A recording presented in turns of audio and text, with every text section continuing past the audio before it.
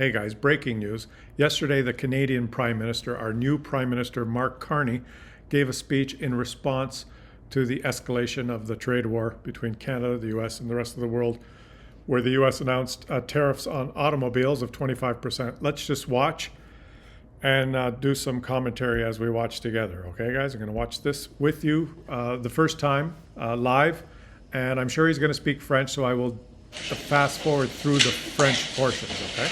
Okay. Good afternoon. Bonjour tout le monde. Today, my cabinet colleagues and I met to discuss Canada's response to the latest developments in the trade crisis. Yesterday, in the latest salvo in his trade war, President Trump again imposed unjustified tariffs on our nation in violation of our existing trade agreements. When he says in violation of our existing trade agreements, he's speaking of the USMCA, which is a trilateral agreement between Canada, the US, and Mexico, which ironically Donald Trump's administration negotiated with Canada and Mexico last time he was in power, and Donald Trump signed. And trade between our three countries governed by that agreement is something like 97 to 98% tariff-free, except for some minor exceptions. But let's keep watching. This time, he targeted the auto industry and the more than 500,000 hardworking, dedicated Canadians that industry supports across our country. Mainly in Ontario. Now, the President of the United States is trying to fundamentally restructure his economy. It means our economy, and it means the global economy as well. And I understand and respect his goal to support American workers, but I disagree with him that this is how to help them. With time, it will become apparent that these actions will end up hurting American workers and American consumers. What does he mean it's going to weaken American workers and American consumers? Tariffs, import tariffs by the U.S. are going to be paid for by U.S. citizens. It's just, I don't know how many times we have to repeat this. A tariff on an import is a tax that will be paid to the U.S. government on imports, and those costs will get passed on to consumers. So Americans get ready to pay more for automobiles. I reject any attempts to weaken Canada, to wear us down, to break us so that America can own us. That will never happen. And our response to these latest tariffs is to fight, is to protect, and to build. We will fight the U.S. tariffs with retaliatory trade actions of our own that will have maximum impact in the United States and minimum impacts here in Canada. So, escalation. We will protect our workers and our industries during this difficult period. But above all, we will build a new Canadian economy. We will build Canada strong. Se battre pour nos travailleurs, protéger notre économie et nos concitoyens, bâtir un Canada fort. Il est évident que les États-Unis ne sont plus un partenaire fiable. Now, I know I said I was going to fast forward the French portions, but this is kind of critical. He said this in French first. He said, it's obvious that the U.S. is no longer a dependable trading partner. He just said that in French. I understand French. I'll fast forward now to the English version, but it's important that he said that first in French because he's speaking to Quebecers, and Quebec is likely to decide who our next prime minister is going to be. Remember, he's partly campaigning and partly being a prime minister here. Coming to terms with this sobering reality is the first step to taking necessary actions to defend our nation. But it's only the first step. Last night, the President of the United States reached out to schedule a call. I appreciate this opportunity to discuss how we can protect our workers and build our economies.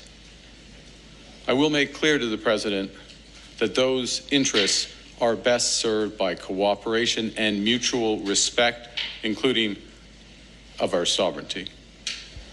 Maybe he will not say it in English. Maybe he will only say that the U.S. is no longer a reliable trading partner. Maybe he only says this in French. Let me shut up and let you keep listening. Pour défendre notre pays.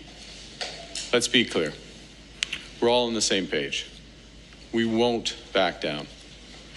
We will respond forcefully. Nothing is off the table to defend our workers and our country. Now, to my fellow Canadians, I don't want to set unreasonable expectations. The road ahead will be long. There is no silver bullet. There is no quick fix. And I know and I understand that many are feeling anxious and worried about the future. Fundamental change is always unsettling. But I have every confidence in our country because I understand what President Trump does not. That we love Canada with every fiber of our being. Because we are stronger when we are together, and Canadians are uniting as never before. Now, we are going to have to live the lessons of recent months. First, that we have to look out for ourselves. And second, that we have to look out for each other. The federal government will do everything in its power to protect Canadian workers and businesses. I think he's campaigning here. He's saying all the right things without inflammatory rhetoric. Let's see if he talks any specifics. We will be here for you every step of the way. In the past week, my government committed to use every dollar collected from our retaliatory tariffs to protect our workers. D'impôts sur le revenu ainsi que les versements de la TPS. Guys, I'm leaving some of this French in. I'll probably edit some out because most of my viewers are English. But there's something happening here. This speech is directly to Quebec. This is directly to Quebecers. He's speaking French more than English. And usually when prime ministers give a speech nationally, they will say something in French and then they'll repeat it in English. But he's not. Most of the speech is in French, and I believe he's speaking, campaigning directly to Quebec, where the Liberals are surging at the expense of all the other parties. So this is partly a message to the country and partly a campaign speech. Let's continue. Our biggest challenge as a country is becoming the most urgent. Over the coming weeks, months, and years, we must fundamentally reimagine our economy. We will need to ensure that Canada can succeed in a drastically different world. The old relationship we had with the United States, based on deepening integration of our economies and tight security and military cooperation, is over. That's a huge statement for a Canadian Prime Minister because for my American viewers, you may be used to shooting from the hip and insults and inflammatory rhetoric and, oh, he's just kidding and he didn't mean that. But usually when Canadian prime ministers say something, they're very researched in the words they use. And when our prime minister says something like, this is over, he means it. And so this is, let's keep going, but this is kind of a shocking thing to say. The United States does next is unclear. But what is clear is that we as Canadians have agency. We have power. We are masters in our own home. Nous sommes maîtres chez nous. We can control our destiny. We can give ourselves much more than any foreign government, including the United States, can ever take away. We can deal with this crisis best by building our strength right here at home. It will take hard work.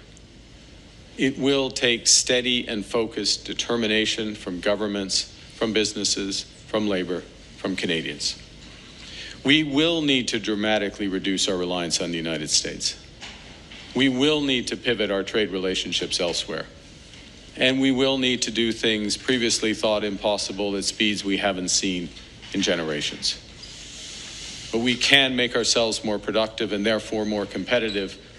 We can break down internal trade barriers. We can build a stronger and more resilient economy. And that's what I'm squarely focused on as your Prime Minister. It's all the right things to say, but no specifics, right? You can kind of glean from that we need to accelerate nation-building projects, east-west pipelines, infrastructure projects, new trade routes, new port expansions, that kind of thing. He's not really getting into specifics. He's just saying the right things. And remember, there's an election campaign going on, so politicians want to avoid specifics that might piss one group off. They like to speak in generalities. So that's what we got right now.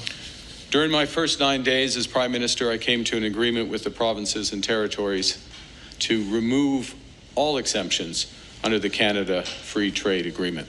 What is he talking about there? He's talking about inter-Canada trade barriers between provinces. Like in Alberta, I can't buy some alcohol from Quebec. In BC, can't sell some wine in Ontario.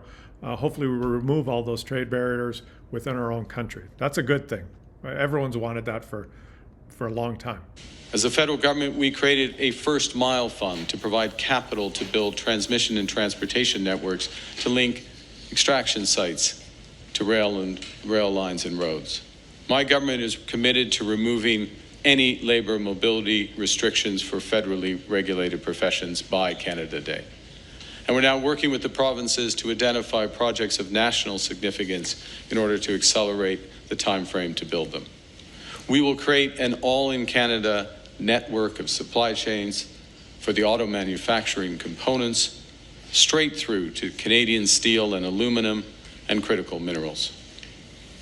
And we committed today to create similar strategies in other sectors that are under threat from President Trump's tariffs. Je me suis engagé à créer un fonds de réponse stratégique pour le secteur automobile. Un fonds de $2 milliards qui protège. What he just mentioned there is that they created a $2 billion fund to protect workers that might be affected by these auto tariffs. He said it only in French, and he's not repeating things in English. All of these initiatives will go a very long way to offsetting the costs of these tariffs if they are permanent, and they will help to realize our potential as a nation. But there's even more to do. And that's why I chose to go to France and the United Kingdom, two long-standing and reliable partners, friends, and allies of Canada. And it's why the time will come for a broad renegotiation of our security and trade relationship with the United States. It's why I will work intensively with our partners in business, in labor, the territories and the provinces to find more ways to help Canadians through this crisis and to ensure that our great country emerges stronger than ever. In recent weeks, Canadians have done their part to unite in defense of our country. I bought pineapples from Peru. That's as much as I could do. To unite also in defense of our way of life. It's my solemn promise as your Prime Minister to do the same. It's my solemn promise that when President Trump threatens us again, we will fight back. We will fight back with everything we have to get the best deal for Canada. We will build an independent future for our country, stronger than ever. We will stand up for Canadian workers. We'll stand up for Canadian business. We will stand up for our history, our values, and our sovereignty. We will stand together to build Canada strong, Canada free, Canada forever. Thank you. Merci, and I'll be happy to take your questions. What I saw from that speech, he did not repeat things that he said in French into English. More than half the speech was French, or maybe I'm not sure exactly on the timing, but a lot of the key things he said were directed directly at Quebec. Some of the most important things he said in the speech, he said in French. The most important part being the United States is no longer a reliable trading partner for Canada. He said that only in French. It's obvious that it's partly campaigning, and it's obvious that the Liberals are targeting, laser focused on flipping Quebec, because that's the one province where the polls are saying that support is bleeding from the NDP, the Bloc, and the Conservatives, and going to the Liberals. They're surging in Quebec. There could be a Quebec wave. The Liberals could win 50, 60 seats in Quebec, and that would be the election. So that's his strategy, is to give a speech that he can present to the whole nation, mixed in with a little bit of campaigning, and laser focused at Quebec. That's my take. Let's listen to some questions. Hi, Tonda McCharles, Toronto Star. Can you be more specific about what your counter plan is next week when the auto tariffs come in? Specifically, how much in terms of tariff measures you're going to take on what portion of American goods, and what non-tariff measures you'll use? So, You notice what he just did there? He wants to appear prime ministerial and very smart. He took his pen out and wrote something down. The reporter was asking a question, and he didn't write anything down. He might have put a happy face on his sheet of paper, but it's the optic. This is politics, guys, right? Picking up his pen and writing something down was something that his handler said he should do that will make him look smarter. Okay, I just point that out because I see everything. All right, let's keep watching.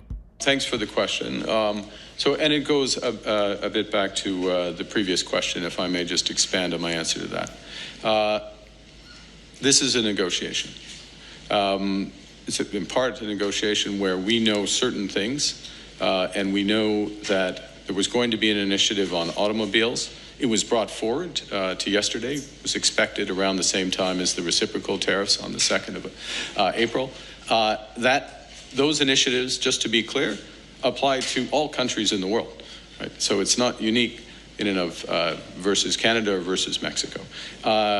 We have the best deal of a bad deal, is the way I would term it, within what the Americans have proposed. The second is... That's a good point. We're laser focused on what's happening and how it'll affect Canada here, but these tariffs could affect Europe and Japan a lot more, especially Europe, that's going to get hit by these 25% tariffs on import of European cars, as well when the reciprocal tariffs come into effect. Europe does have tariffs on U.S. imports of vehicles in Europe, so that'll get added on top. Canada does not have separate tariffs on imports of U.S. vehicles, so we will probably not get hit by those reciprocal tariffs. So that's a good way of putting it. We got kind of the best of a bad deal. I like that. Is that we know that there are going to be these reciprocal tariffs, as you referenced in your question, on the 2nd of April, as well as there are potential tariffs, or likely tariffs, I would put it, with respect to other, quote, strategic sectors to the Americans, forestry, lumber, pharmaceuticals. There's already tariffs on Canadian lumber. The U.S. has had tariffs on Canadian lumber for a number of years now, and not small tariffs, 10, 20%. Semiconductors. There was a comma after that. I'm sorry. It was a very long set of conditions, but it was to set up the point, which is that we have a number of measures that we can take in response to those initiatives. In our judgment, certainly my judgment, it doesn't make sense when there's a series of U.S. initiatives that are going to come in relatively rapid succession to respond to each of them. We're going to know a lot more in a week, and we will respond then. And in a negotiation, it doesn't make sense to tip your hand and say what you're going to do going forward. So that is. Ça c'est la circonstance en français, si tu veux. I like that. It's not good to tip your hand of what you're going to do, like Captain Canada saying, well, we're going to cut off the electricity. You tip your hand, it's not good for negotiation. Other point I would make, I have discussed this with Premier Ford in his role as Counsel of the Federation. Obviously be discussing his role of Counsel of the Federation is he is the Premier now that is kind of the leader of all the 10 premiers. He's the spokesman. They have a Council of Federation. I call him Captain Canada. But the reason you see Doug Ford talking a lot is because he kind of is the chairman of the meetings between all the premiers now. And it just happens that has that role while this crisis is going on. So, why not have Captain Canada right when we're having the tariff dispute? All right, let's keep going. With the first ministers under that guise when we convene tomorrow, and I think it's appropriate in taking a response to have those consultations, get the perspectives. The federal government obviously acts taking its responsibilities, but makes sense to engage, and we will act. So he mentioned that we're going to wait until all the U.S. tariffs come to light by probably the first week of April and then respond. So Americans probably April 6th, 7th, 8th will be the Canadian response. Probably tariffs on U.S. goods. About responding and retaliating, warning that he will escalate his response against Canada, and your minister, Mr. LeBlanc, has spoken to Mr. Lutnick. What message then are you taking from that, and are you prepared to bear the brunt of that escalation threat from Mr. Trump? How much pain can Canada take? Well, look, my responsibility, Minister LeBlanc. That was a good question. I want to see what he says here. Minister Champagne, Mr. Joly, the cabinet, the government. Our responsibility is to Canada and is to get the result for Canada. So our response will be calibrated in order to achieve that. We choose our own allies in Canada. We choose how we engage those allies. We are sovereign. So I take note of the president's comment. I don't take direction from it. He is slick with words, right? He can say a sentence that doesn't really say much, but he's slick with the words. Will you or any cabinet officials be heading to Washington to meet with the U.S. administration? It's possible that some cabinet officials will. I think, given the timelines, the president and I will speak. He's stuttering. He doesn't really know the answer to this question. He's trying to formulate an answer in his mind while he's thinking. He probably has no intention of going to the U.S. He will not be caught dead anywhere near Trump during this election. Guys, take it from me. There's an election campaign going on. The toxic issue in Canada is any association with the U.S. administration, or in particular Trump. He won't be caught dead anywhere near Trump. There will be no pictures of this guy standing beside Trump until the election's over. That's the answer, but he doesn't want to say that. As I mentioned, I look forward to the discussion. We'll see where we go from there. Follow up? And just to follow up We'll see where we go from there. We will not be going to Washington. question, what do you think about President Trump threatening Canada with more tariffs if Canada works with the EU on countermeasures? Well, look, we're a sovereign nation. We take our own decisions. I take note of his comments, nothing more. Next question. He's got quite the strategy here of just ignoring, right? That Trump said that, I don't care. This is better than just inflammatory rhetoric or fight, fight, fight, we're going to turn off your power. This will play, again, I focus you guys, he's talking to Quebec, okay? He's 90% directing his comments here to Quebec. And Quebec is a province that does not like that. They're more about the issues. The last time Premier Ford put electricity tariffs going to the States, there was quite a reaction from President Trump. When you're considering what the retaliatory tariffs that you bring in the future, is there a consideration to put retaliatory or export taxes on Canadian energy going to the U.S.? Look, this is a huge question because this is the key issue in Alberta. Will there be retaliation using energy exports, oil exports? This is the number one issue in Alberta. Let's see what he says. We have many options, and we will use them. We will use them judiciously. And so, on oil and gas, that is an option that you're considering putting an export tax on. Look, yeah, as I said a moment ago to Ms. McCharles, it's a negotiation. You don't, you act when you act. You don't pre-commit. Okay, so he didn't answer. But he did not say no. If it was Danielle Smith that was having this press conference, she would say, absolutely not. There's no chance in hell that we'll put an export tax on Canadian energy exports. He did not say no. He did not say yes. If I had to guess, it's probably a possibility, depending on how much this dispute escalates. Madam.